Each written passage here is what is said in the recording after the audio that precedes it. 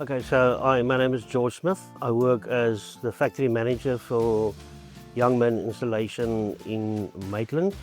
I'm bringing 13 years of service with more than over 51 years of roofing, steel manufacturing in my life. Through continuous development and high level of service, we as a team, me and my team, are responsible for providing the best customer service for the customers. We also focus on development with the Springlock 700 machine, where we on a daily basis focus on stuff we can better manufacture and see how we can troubleshoot the problems we have. As a team, we also concentrate in the manufacturing itself of the product.